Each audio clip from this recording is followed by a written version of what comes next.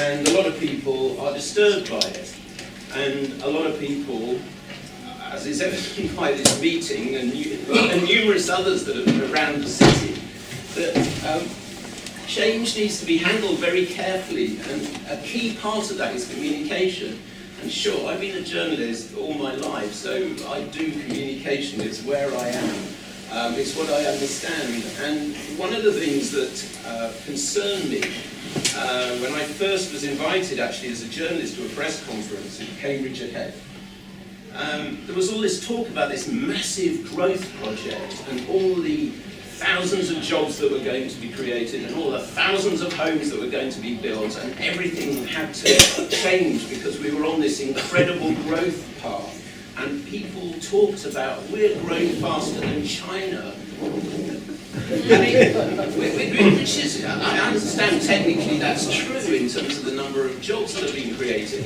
But if we really are changing quicker than China, this is something that has to be looked at very carefully and handled very carefully. Even the Communist Party in China is disturbed about the rate of growth in China and the social impact of all of this. And what I felt coming out of this meeting was, yes, I can see that growth, can be very good. We all want jobs. I want my kids to have jobs when they graduate from university or whatever. And there's a desperate need for housing. No doubt about that. Cambridge has become a kind of locked citadel of the affluent and the lucky, which includes me. And a lot of people are locked out of that. And it's not something that's healthy.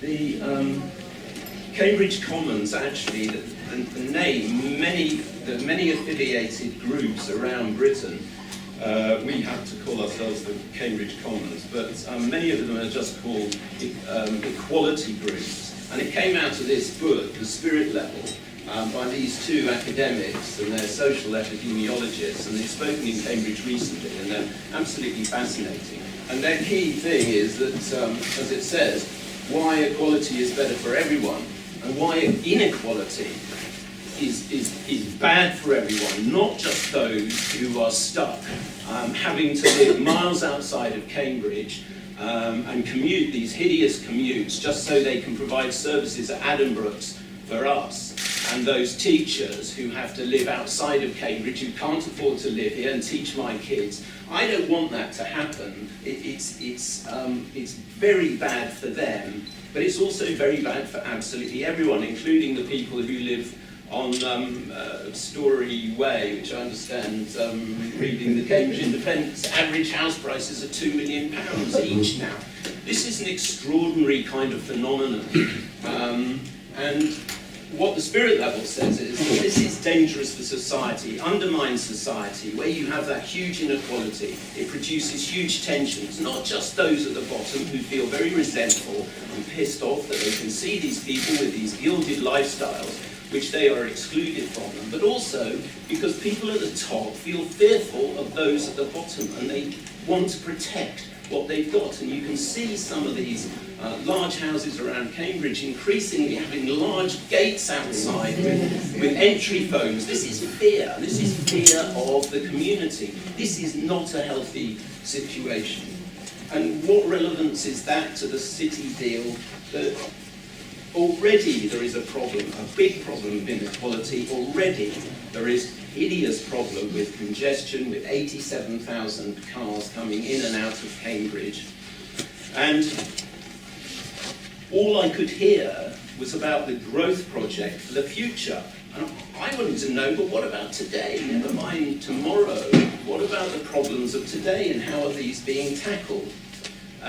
Why is it that the developments that have taken place so far, whether it's at Trumpington or Bustad Road or elsewhere, you see that there is a commitment from the council for a 40% affordable housing. But invariably this is just whittled right down.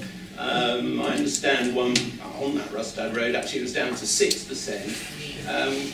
There's new development going on at the moment. No doubt we're all sort of reading the papers to see what's going on with that, whereby the grain silo at the station been turned into flats. It was originally meant to be a museum. It was originally meant to be a bus hub. It's just turned into yet another block of flats. And we also know from research done by the Cambridge News, which has done a fantastic job following these different sort of projects, that a lot of the Trumpington houses that have been built up there have gone to buy, to let, have gone to foreign investors, and it's just a pattern that you see in London that's been so destructive to London quality of life.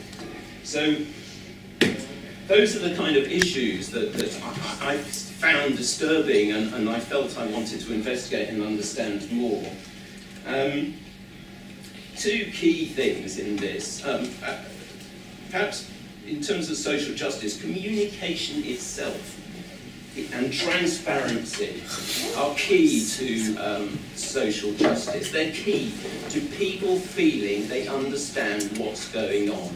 And if they feel that debates are going on behind closed doors, and the first thing they learn about the city deal is a road closure or yellow ribbons on the trees outside, they're going to be very disturbed about this. And understandably say, well, what is this about? I don't understand it. What's the whole?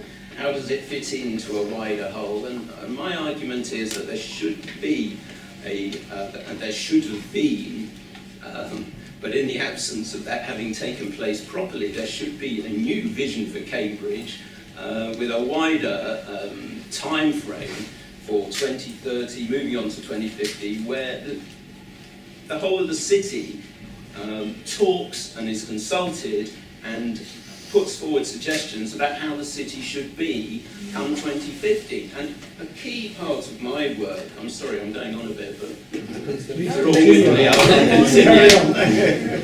A key part of my work over the last 10 years inevitably has been climate change, and how that we're in the middle of an energy revolution where we're having to remove ourselves from our addiction to fossil fuels, and we're having to move into cleaner, renewable energy systems, and that has got its own stresses and strains.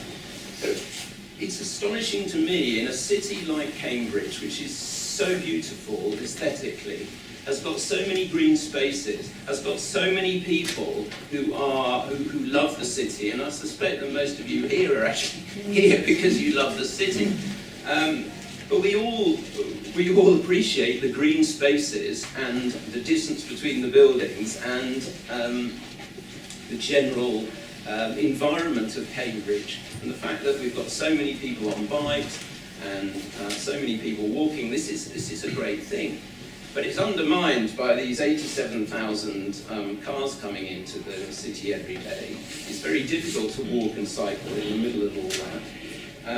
And there are huge health problems as a result of that. I mean, London is looking very seriously now about the levels of pollution, and there's talk of yesterday about Lambeth Road within 3 weeks of 1 week of the new year, they've already broken their sort of pollution levels. I'd like to see monitors put up in Cambridge to tell us what the level of pollution is. This is more nitrous oxide. This is particles that damage children's health and adults' health, and there are some claims causes dementia. So there's the nitrous oxygen pollution, and then there's the carbon pollution. And the carbon pollution is a serious problem for the planet.